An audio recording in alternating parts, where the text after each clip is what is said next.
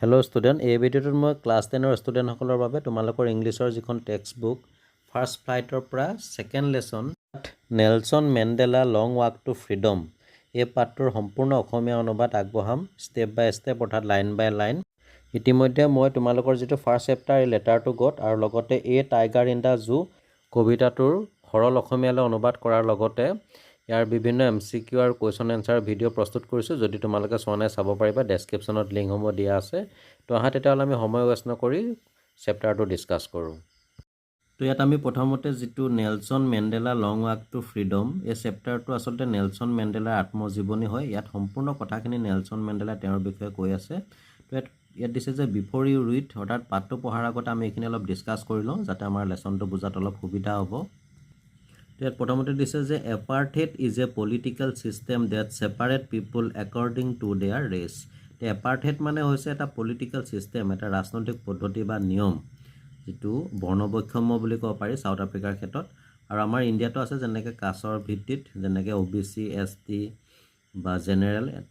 মোৰ সহায়ত আমি বিভিন্ন চাকৰি বা শিক্ষানুষ্ঠানত পঢ়াৰ বাবে বিভিন্ন চিট ৰিজাৰ্ভ থাকে। তো চাউথ আফ্ৰিকাতো এপাৰ্থেইড ছিষ্টেমটো আছিলে বৰ্ণবৈষম্য, আৰু ই এটা পলিটিকেল ছিষ্টেম বুলি কৈছে, এটা ৰাজনৈতিক নিয়ম।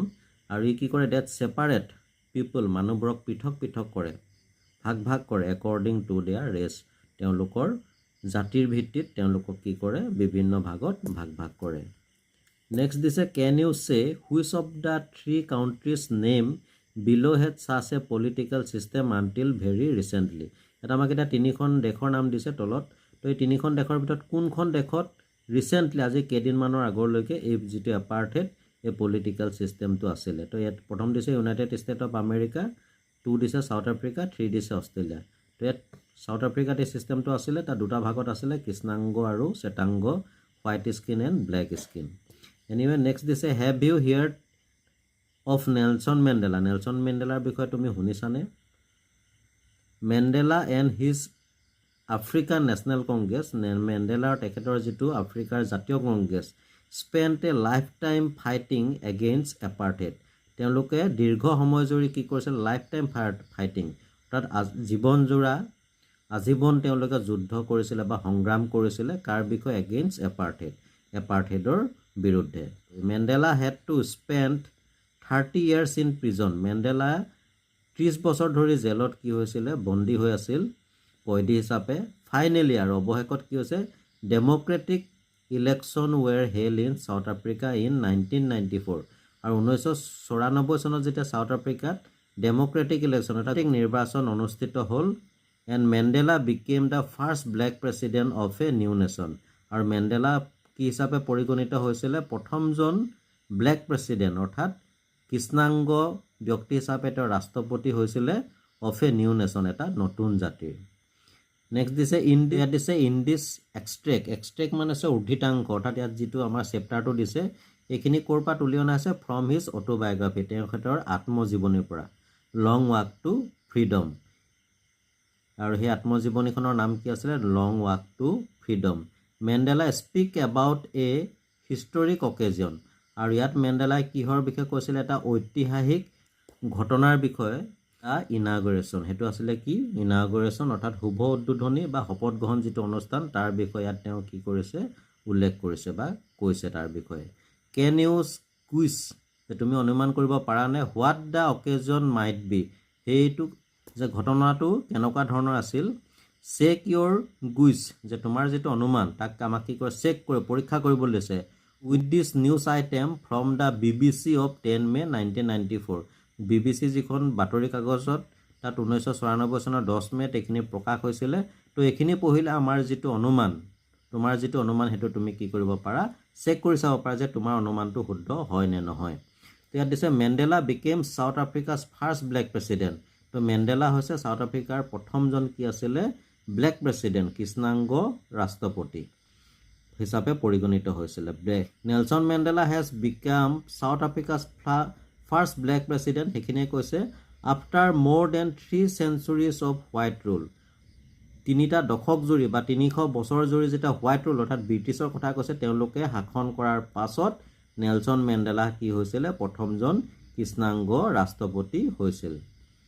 Mr. Mandela's African National Congress ANC short formত party owned 250 of the 400 seat in the first democratic election of South Africa's history.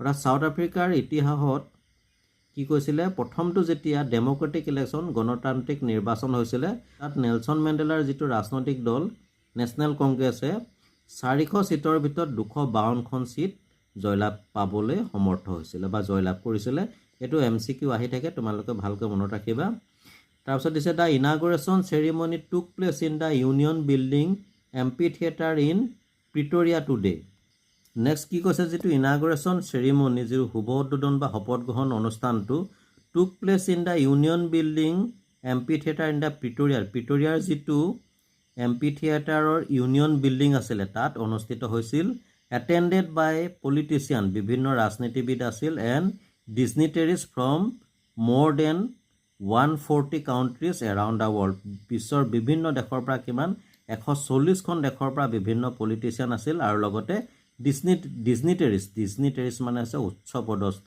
বিষয়া তেওঁলোক সকলোৱে তাত কি হৈছিল গুড খাইছিল never again will this beautiful land experience the oppression of one by another it কৈছে যে never কেতিয়াও আকৌ will this beautiful land এই সুন্দৰ দেশখনত experience এনেকুৱা অভিজ্ঞতাৰ সন্মুখীন হ'ব the oppression of one by another যে আন এজনৰ অত্যাচাৰ বলিৰ যিটো অভিজ্ঞতা হেতু আৰু কোনোদিন এই ধুনিয়া দেশখনত ধৰণৰ অত্যাচাৰ বলিৰ অভিজ্ঞতাৰ সন্মুখীন নহব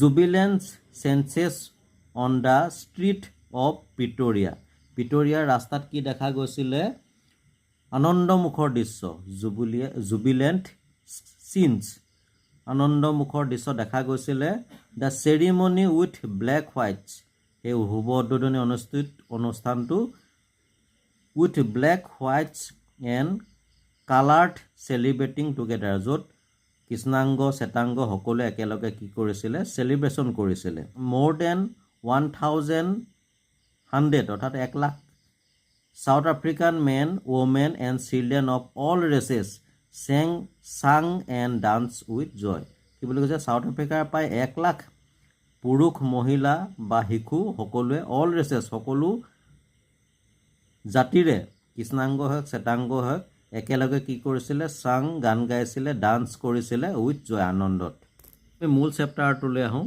ইয়াত প্ৰথমতে দিছে 10th May don't bright and clear dawn মানে হৈছে দুকমুকালি অৰ্থাৎ 10 মেৰ দুকমুকালি তথা ৰাতিপুৱা কেনেকুৱা ধৰণৰ আছিল ৰাতিপুৱাটো ব্ৰাইট এণ্ড ক্লিয়াৰ উজ্জ্বল আৰু পৰিষ্কাৰ নেক্সট দিছে for the past few days আজি কিছুদিন ধৰি আই হেড বিন প্লিজেন্টলি বিসাইডছ অৰ্থাৎ তেখেতক কি কৰা হৈছিলে ঘেৰি ৰখা হৈছিলে চাৰিফালে কাৰ দ্বাৰা বাই দা ডিজনিটেৰিজ উচ্চপদস্থ বিষয়াসকলৰ দ্বাৰা এণ্ড ৱৰ্ল্ড লিডাৰ্ছ বিশ্বৰ নেতাসকলৰ দ্বাৰা হু ৱেৰ কামিং টু পে যিসকলে আহিছিল কি কৰিবলৈ পে দেয়াৰ ৰেসপেক্ট তেওঁলোকৰ সন্মান প্ৰদৰ্শন কৰিবলৈ বিফৰ দা ইনাগুৰেশ্যন অৰ্থাৎ শপত গ্ৰহণ বা শুভ উদ্বোধনৰ দিনা তেওঁলোকৰ নিজৰ সন্মান প্ৰদৰ্শন কৰিবলৈ আহিছিল the inauguration would be the largest gathering আৰু এই ইনাগুৰেশ্যন যিটো প্ৰগ্ৰামটো হৈছে আটাইতকৈ ডাঙৰ গেদাৰিং অৰ্থাৎ জনসমাগম এভাৰ অফ ইণ্টাৰনেশ্যনেল লিডাৰ য'ত বিভিন্ন আন্তঃৰাষ্ট্ৰীয় নেতাসকল আহিছিলে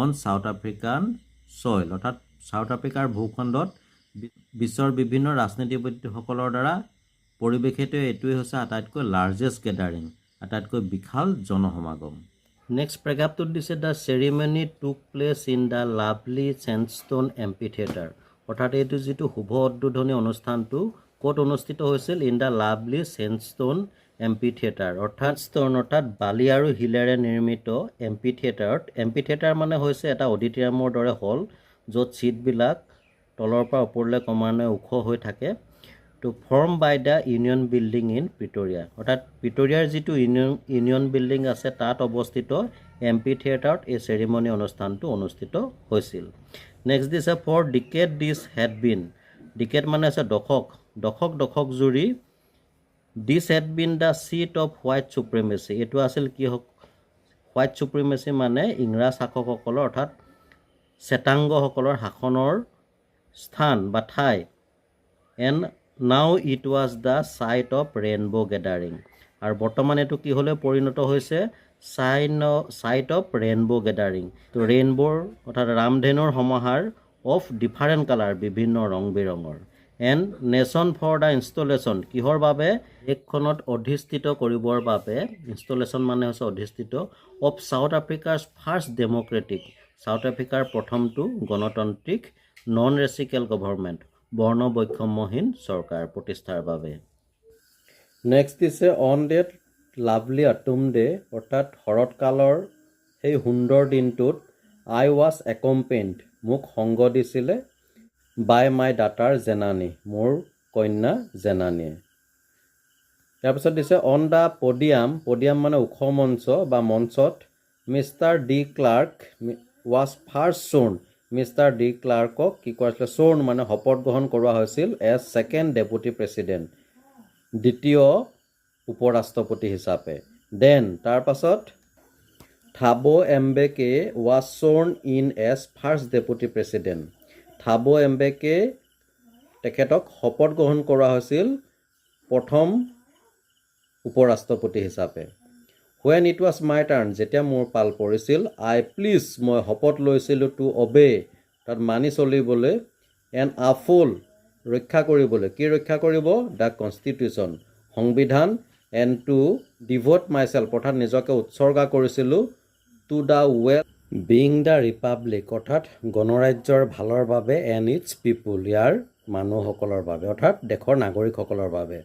তাৰপিছত দিছে টু দ্য এছেম্বল গেষ্ট, অৰ্থাৎ তাত একত্ৰিত হোৱা আলহীসকল, অতিথিসকল, এণ্ড দ্য ৱাটছিং ৱৰ্ল্ড, আৰু গোটেই যিটো সমগ্ৰ পৃথিৱীয়ে চাই আছিলে, সকলোকে সম্বোধন কৰি তেওঁ কৈছে, আই ছেড, মই কৈছিলোঁ, today all of us do by our presence here, অৰ্থাৎ আজি আমাৰ ইয়াত সমবেত হোৱা সকলোৱে কনফাৰ গ্ল'ৰি, গ্ল'ৰি মানে হৈছে যশস্যা বা গৌৰৱ, আমি গৌৰৱ অনুভৱ কৰিছোঁ, এণ্ড হোপ, আশা কৰিছোঁ, টু নিউ বৰ্ণ লিবাৰ্টি, অৰ্থাৎ নতুনকৈ জন্ম হোৱা স্বাধীনতাক লৈ আমি সকলোৱে কি আশাবাদী।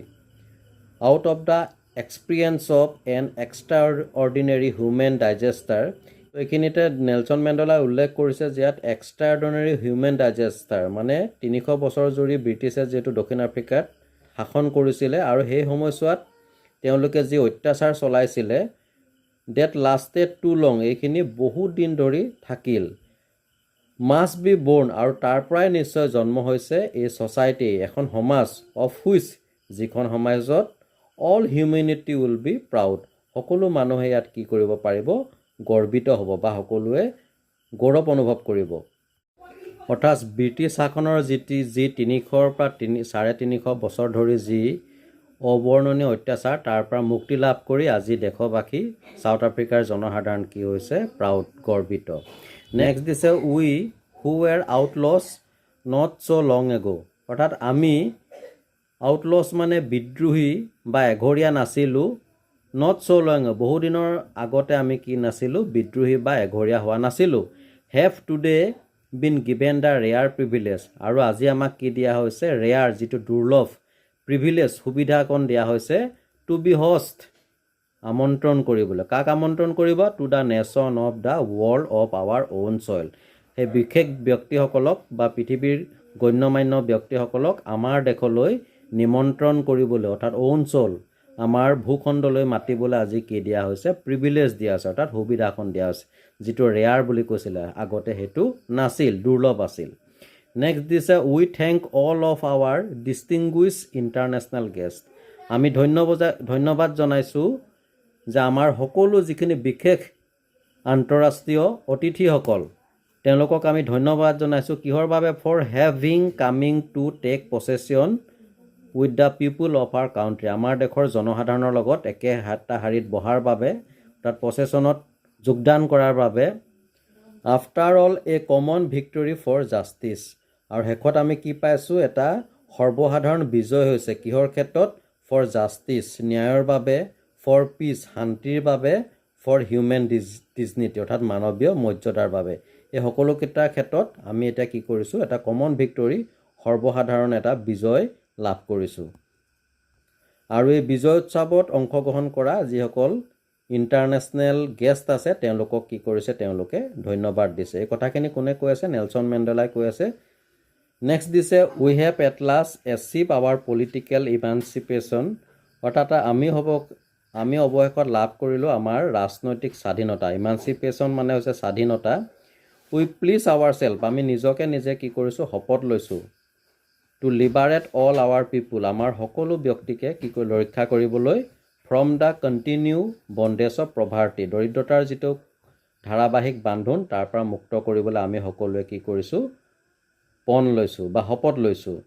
আৰু লগতে কি দিছে, ডেপ্ৰিভেশ্যন অৰ্থাৎ প্ৰবঞ্চনাৰ পৰা, ছাফাৰিং বিভিন্ন দুখ দুৰ্গতিৰ পৰা, জেণ্ডাৰ যিটো পুৰুষ মহিলা ভেদে যিটো ভেদাভেদ এণ্ড আদাৰ ডেছক্ৰিমিনেশ্যন, অন্যান্য যিখিনি বৈষম্য, এই সকলোৰ পৰা আমাৰ দেশৰ নাগৰিকসকলক মুক্ত কৰিম বুলি আমি কি কৰিছোঁ, শপত লৈছোঁ।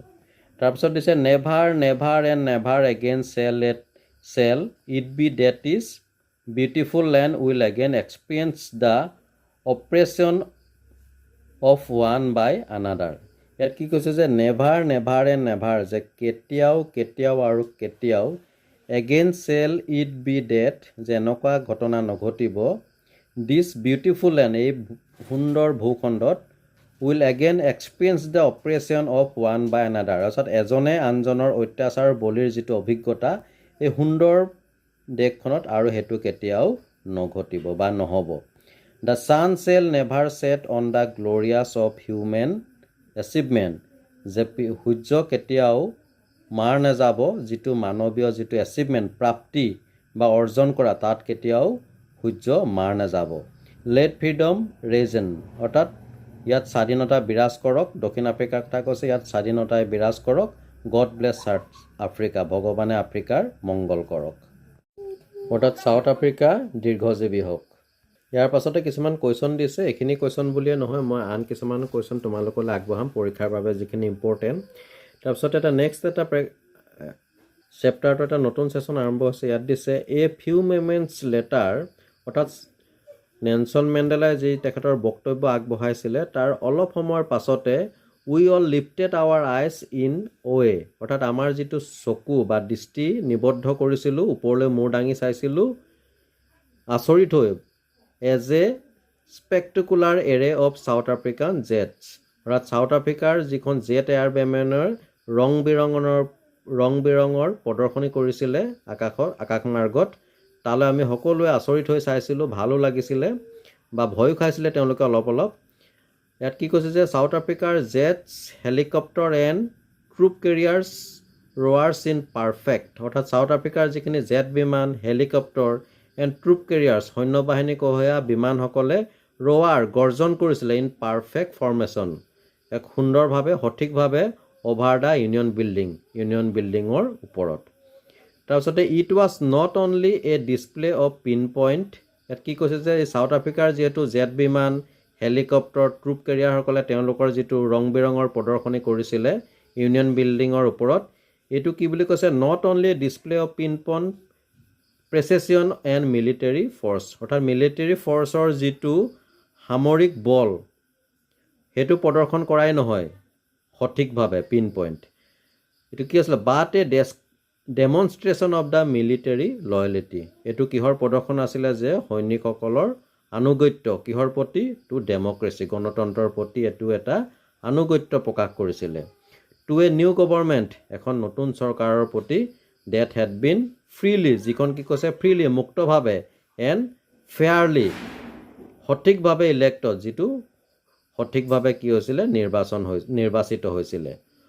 অনলি মোমেণ্টছ বিফ'ৰ, কেইটামান মুহূৰ্তৰ আগত, the highest general of the south African defence force and police, অৰ্থাৎ ছাউথ আফ্ৰিকাৰ প্ৰতিৰক্ষা বাহিনীৰ আৰু পুলিচ বাহিনীৰ, আৰক্ষী বাহিনীৰ যিসকল উচ্চপদস্থ বিষয়া, হাইষ্ট জেনেৰেল, দেয়াৰ চেছ বেডেক, তেওঁলোকৰ যিটো বুকুবোৰ কি হৈ আছিল, বেডেক মানে সুসজ্জিত হৈ আছিল, উইথ ৰিবনছ এণ্ড মেডেলছ, ফিটা আৰু মেডেলেৰে, ফ্ৰম ডেজ গান বাই, অৰ্থাৎ আগৰ পৰাই সুসজ্জিত হৈ আছিল।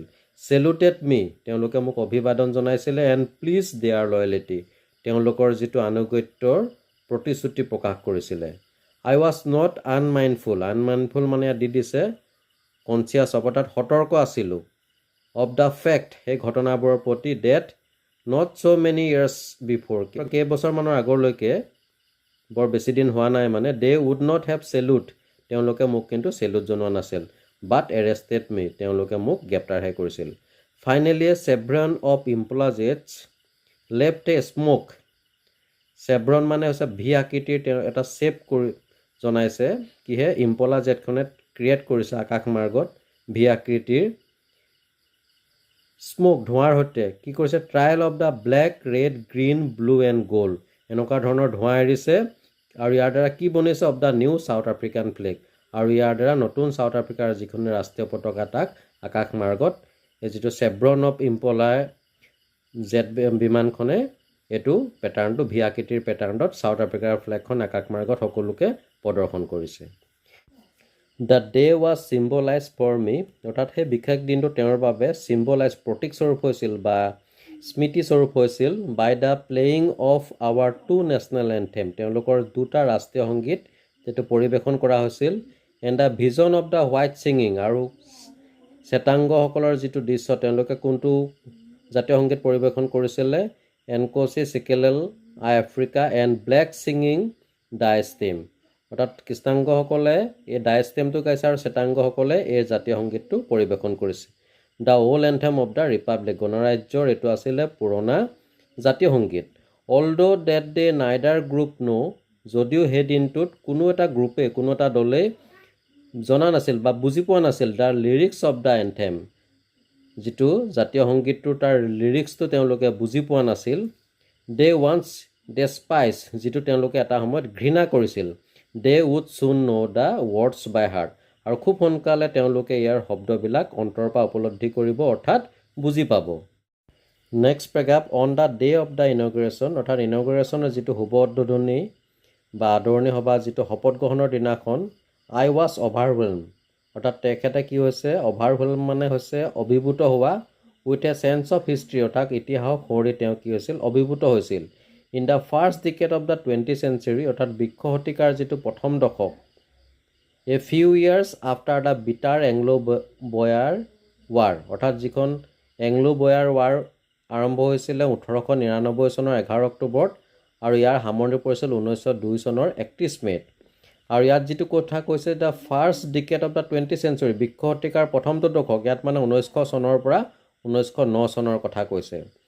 তো এই এংলো বয়াৰ ৱাৰৰ পিছত and before my on birth আৰু মোৰ জন্মৰ আগত মনত ৰাখিবা যে নেলছন মেণ্ডেলাৰ জন্ম হৈছিল 1918 চনত 1918 অৰ্থাৎ তেখেতৰ জন্মৰ আগত আৰু এংলো বয়াৰ ৱাৰৰ পিছত the white skin people of south আফ্ৰিকাৰ যিসকল শ্বেতাংগ মানুহ তেওঁলোকে কি কৰিছিলে পেটছ এটা ক্ৰিয়েট কৰিছিল আপ দেয়াৰ ডিফাৰেঞ্চ এটা পাৰ্থক্যৰ সৃষ্টি কৰিছিল এণ্ড ইৰেক্টেড এ ছিষ্টেম আৰু এনেকুৱা এটা নীতি তেওঁলোকে তৈয়াৰ কৰিছিলে যে অফ ৰেচিকেল ডমিনেশ্যন বৰ্ণ বৈষম্য যিটো দমাই ৰাখিব বিচাৰিছিলে এগেইনষ্ট দ্য ডাৰ্ক স্কিন পিপুল অৰ্থাৎ কৃষ্ণাংগ লোকসকলৰ বিপক্ষে অফ দেয়াৰ অ'ন লেণ্ড তেওঁলোকৰ নিজা দেশতে. অৰ্থাৎ নেলছন মেণ্ডেলাৰ জন্মৰ আগত আৰু এংলো বয়াৰ ৱাৰৰ পিছত চাউথ আফ্ৰিকাৰ যিসকল শ্বেতাংগ মানুহ তেওঁলোকে এটা ডিফাৰেঞ্চ অৰ্থাৎ বিভেদমূলক নীতি তৈয়াৰ কৰিছিলে যিটো কৈছে যে ছিষ্টেম অফ ৰেচিকেল ডমিনিকেশ্যন অৰ্থাৎ বৰ্ণ বৈষম্যৰ দমনমূলক নীতি তৈয়াৰ কৰিছিলে কাৰ বিৰুদ্ধে ডাৰ্ক স্কিন পিপল অৰ্থাৎ কৃষ্ণাংগ লোকসকলৰ বিৰুদ্ধে অফ দেয়াৰ অ'ন লেণ্ড তেওঁলোকৰ নিজা দেশতে. দ্য ষ্ট্ৰাকচাৰ দে ক্ৰিয়েটেড তেওঁলোকে এনেকুৱা ধৰণৰ এটা গাঁথনি প্ৰস্তুত কৰিছিলে বা শাসনৰ পদ্ধতি প্ৰস্তুত কৰিছিলে the basis of on the harshest এটা অতি জঘন্যতম মষ্ট ইনহিউমেন অমানৱীয় ছ'চাইটিজ হামাজ the world has ever known যিটোৰ বিষয়ে সমাজৰ কোনেও নাজানে বা ক'তো নাছিল তেনেকুৱা ধৰণৰ এটা নীতি তেওঁলোকে ইয়াত কি কৰিছিলে গঠন কৰিছিলে. Now in the last decade of the 20th century অৰ্থাৎ বিংশ শতিকাৰ এতিয়া একেবাৰে শেষৰ দশকত and my own 8th decade as a man আৰু মোৰ জীৱনৰ অষ্টমটো দশকত the system had been overturned অৰ্থাৎ সেই যিটো ছিষ্টেম আছিলে তাক পদ্ধতি নিয়ম আছিলে তাক কি কৰা হ'ল ওলোটাই দিয়া হ'ল ফৰ এভাৰ চিৰদিনৰ বাবে এণ্ড ৰিপ্লেচ বাই ওৱান আৰু তাৰ পৰিৱৰ্তে অন্য কেনেকুৱা ধৰণৰ এটা নিয়ম নীতি আহিলে that recognise the right of freedom য'ত স্বীকৃতি দিয়া হৈছিল দ্য ৰাইট অধিকাৰ আৰু ফ্ৰীডম স্বাধীনতাক অফ অল পিপুল সকলোৰে বাবে। তেনেকুৱা ধৰণৰ এটা নতুন নীতিৰে আগৰ যিটো নীতি আছিল তাক কি হৈছিলে ওলোটাই দিয়া হৈছিল। Regardless of the colour of their skin, তেওঁলোকৰ যিটো স্কিনৰ ৰং ছালৰ ৰঙৰ ওপৰত ভিত্তি নকৰাকৈ। That day had come about through, অৰ্থাৎ সেই দিনটো 10 মে' দিনটোৰ কথা কৈছে। কাম এবাউট থ্ৰু কাৰ জৰিয়তে আহিছিল the unimaginable sacrifice of thousand of my people, অৰ্থাৎ মোৰ হাজাৰ হাজাৰ মানুহৰ অকল্পনীয় ত্যাগৰ ফলত। পিপুল হুজ ছাফাৰিং এণ্ড কোৰেজ, যিসকল ব্যক্তিয়ে কি কৰিছিলে বিভিন্ন দুখ দুৰ্গতি ভুগিছিলে, এণ্ড কোৰেজ তেওঁলোকৰ যিটো সাহস, কেন নেভাৰ বি কাউণ্টেড অৰ ৰিপিট, যাক আমি গণনা কৰিব নোৱাৰোঁ বা মূল্য দিব নোৱাৰোঁ বা আমি ঘূৰাই দিব নোৱাৰোঁ। আই ফেল ডেট ডে, মই সেইদিনা অনুভৱ কৰিছিলোঁ as I have on so' many others days, যিটো মই আনদিনাও অনুভৱ কৰোঁ আনদিনাৰ দৰে, that I was simply the sum of all those African patriot who had gone before me, যিসকল আফ্ৰিকাৰ হাজাৰ হাজাৰ যিসকল পেট্ৰিয়ট অৰ্থাৎ দেশপ্ৰেমিক, তেওঁলোকৰ ত্যাগৰ ফলত আজি যেন মই পাইছোঁ বা এই দিনটো পাইছোঁ, অৰ্থাৎ মই হৈছোঁ। That long and noble line in that, সেই দীঘলীয়া আৰু মহান লাইনটো শেষ হৈছিল বিগান এগেইন উইথ মি, আৰু এইটো এতিয়া মোৰ জৰিয়তে পুনৰ কি হৈছে আৰম্ভ হৈছে। আই ৱাজ পেইণ্ড, মই কি হৈছিলোঁ দুখ পাইছিলোঁ। That I was not able to thank them, যে মই তেওঁলোকক ধন্যবাদ জনাবলৈ সমৰ্থ নহওঁ। And that they were not able to see what their sacrificed wrought, অৰ্থাৎ তেওঁলোকে চাবলৈও সমৰ্থ নহ'ব যে তেওঁলোকৰ যিটো ত্যাগ ছেক্ৰিফাইচে আমাৰ বাবে কি অৰ্জন কৰিলে বা কি কঢ়িয়াই আনিলে, সেইটো তেওঁলোকে চাবলৈ সমৰ্থ নহ'ব, আৰু লগতে তেখেতলোকক ধন্যবাদো দিব পৰা নাযায়। এই ঘটনাটোৱে নেলছন মেণ্ডেলাৰ মোক কি কৈছিলে পেইন, অৰ্থাৎ তেখেতক আঘাত দিছিলে। নেক্সট পেৰাগ্ৰাফত দিছে দ্য পলিচি অফ এপাৰ্থেইড ক্ৰিয়েটেড, যিটো বৰ্ণবৈষম্যমূলক নীতি বা আঁচনি টোৱে কি প্ৰস্তুত কৰিছিলে ডিপ এণ্ড লাষ্টিং উণ্ড, এটা গভীৰ আৰু দীৰ্ঘদিনীয়া আঘাত ইন মাই কাউণ্ট্ৰি, মোৰ দেশত, এণ্ড মাই পিপুল, আৰু মোৰ জনসাধাৰণৰ ওপৰত। অল অফ আছ, আমাৰ সকলোৱে, উইল স্পেণ্ড মেনি ইয়াৰ্ছ, বছৰ বছৰ জুৰি এইটো আমি কি কৰিছোঁ অতিবাহিত কৰিছোঁ এই পলিচি অফ এপাৰ্থেইডৰ মাজত। ইফ নট জেনেৰিয়াছ ৰিকভাৰিং, আৰু এইটো বহুত দিন ধৰি থাকিলেহেঁতেন ৰিকভাৰিং ফ্ৰম ডেট প্ৰফন হাৰ্ট, যদিহে আমি ইয়াৰ পৰা মুক্ত নহ'লোহেঁতেন, গভীৰ আঘাতটোৰ পৰা আমি কি নহ'লোহেঁতেন ৰিকভাৰ নহ'লোহেঁতেন, অৰ্থাৎ ইয়াৰ পৰা আমি মুক্তি নাপালোহেঁতেন। বাট দ্য ডিকেডছ অফ অপ্ৰেছন, যে দশক দশক জুৰি যিটো অত্যাচাৰ এণ্ড ব্ৰুটেলিটি অমানৱীয় ব্যৱহাৰ বা আচৰণ, হেড আনাডাৰ আনইনটেণ্ডেড, আৰু এইটোৱে কি কৰিলে এটা অনাকাংক্ষিত ইফেক্ট প্ৰভাৱ পেলাইছিলে। এণ্ড ডেট ৱাজ, আৰু সেইটো আছিলে কি ডেট ইট প্ৰডিউচ, ই কি কেনেকুৱা ধৰণৰ সৃষ্টি কৰিছিল, কেনেকুৱা ধৰণৰ ব্যক্তিৰ সৃষ্টি কৰিছিল, the Oliver Tambos, the Walter Sisulus, the Chief Luthulis, the Yusuf Dadoos, the Bram Fischers, the Robert Sobukwes of our time, অৰ্থাৎ আমাৰ সময়ৰ এনেকুৱা ধৰণৰ ব্যক্তিৰ সৃষ্টি কৰিছিল, কোনটোৱে যিটো পলিচি অফ এপাৰ্থেইডৰ যিটো দীৰ্ঘদিনীয়া দশক দশক জুৰি যিটো অত্যাচাৰ আৰু ব্ৰুটেলিটি, আৰু এইটোৱে এনেকুৱা ধৰণৰ মানুহৰ সৃষ্টিত কি জনাইছিলে অৰিহণা যোগাইছিলে। মেন অফ ছাছ এক্সট্ৰা অৰ্ডিনেৰী, এনেকুৱা ধৰণৰ ব্যক্তিসকলৰ যিটো এক্সট্ৰা অৰ্ডিনেৰী অত্যন্ত কি আছিলে তেওঁলোকৰ কোৰেজ সাহস, উইজডম জ্ঞান, এণ্ড জেনেৰচিটি যিটো উদাৰতা, that they are like many never be known again, যিটো হয়তো আৰু কাৰো মাজত দেখিবলৈ পোৱা নাযাব বা এনেকুৱা ধৰণৰ ব্যক্তি আৰু কেতিয়াও জন্ম নহ'ব। Perhaps it requires such depth of oppression to create such height of character, আৰু সম্ভৱতঃ কি কৰিছে যে যিটো ডিপ্থ অফ অপ্ৰেছন, যিটো গভীৰ অত্যাচাৰ, এইটোৱে কি কৰিছিলে ক্ৰিয়েট কৰিছিলে বা সৃষ্টি হোৱাত অৰিহণা যোগাইছিলে, তাৰ প্ৰয়োজন আহি পৰিছিলে ছাছ হাইট অফ কেৰেক্টাৰ, এনেকুৱা ধৰণৰ উচ্চ চৰিত্ৰৰ ব্যক্তিৰ সৃষ্টিত অৰিহণা যোগাইছিলে। খনিজ সম্পদত country is rich in the minerals, মোৰ দেশখন খনিজ সম্পদৰ ক্ষেত্ৰত চহকী, এণ্ড জেমছ, জেমছ মানে আছে মণিমুকুতা, এইবিলাকৰ ক্ষেত্ৰত চহকী। ডেট লাই বিনিথ ইট চইল, যিটো মাটিৰ তলত পোৱা যায় বা পৰি থাকে। বাট আই হেভ অলৱেজ ন'ন, কিন্তু মই সদায় কি জানো যে ডেট ইটছ গ্ৰেটেষ্ট ৱেল্থ, যে ইয়াৰ আটাইতকৈ বেছি ডাঙৰ সম্পত্তিটো হৈছে অফ ইটছ পিপুল, ইয়াৰ ব্যক্তিসকল জনসাধাৰণ। ফাইনাৰ এণ্ড ট্ৰুৱাৰ অতিকে উচ্চ ভাল আৰু যিটো ট্ৰুৱাৰ সত্য, দেন দ্য পিয়ৰেষ্ট ডায়মণ্ড যিটো নিভাজ হীৰাতকৈ অতি কি কৈছে ফাইনাৰ এণ্ড ট্ৰুৱাৰ অতিকে ভাল আৰু কি কৈছে ট্ৰুৱাৰ সত্য। ষ্টুডেণ্ট ইয়াৰ পাছৰ অংশখিনি মই নেক্সট ভিডিঅ'টোত আগবঢ়াম, যিহেতু ভিডিঅ'টো অতিকে দীঘলীয়া হৈ গৈছে আৰু লগতে ইয়াৰ বিভিন্ন MCQ আৰু শ্বৰ্ট কুৱেশ্যনৰ ভিডিঅ' তোমালোকে পাবা। তো এইখিনি মই নেক্সট ভিডিঅ'টো তোমালোকে আগবঢ়াইছোঁ, যিহেতু চেপ্টাৰটো যথেষ্ট দীঘলীয়া, গতিকে দুটা পাৰ্টত আগবঢ়াইছোঁ আৰু লগতে বাকী কুৱেশ্যন এনচাৰ পাবাই। তো প্ৰথম যিখিনি দিছোঁ এইখিনি তোমালোকে ভালকৈ প্ৰেক্টিছ কৰা। নেক্সট ভিডিঅ'ত মই পাৰ্টটোৰ শেষৰলৈকে তোমালোকক আগবঢ়াম। তো এনেদৰে চাই থাকিবা RB লাৰ্ণ কাম এণ্টাৰটেইনমেণ্ট। আন এটা ভিডিঅ'ত পুনৰ লগ পাম। আজিলৈ আহোঁ, ধন্যবাদ।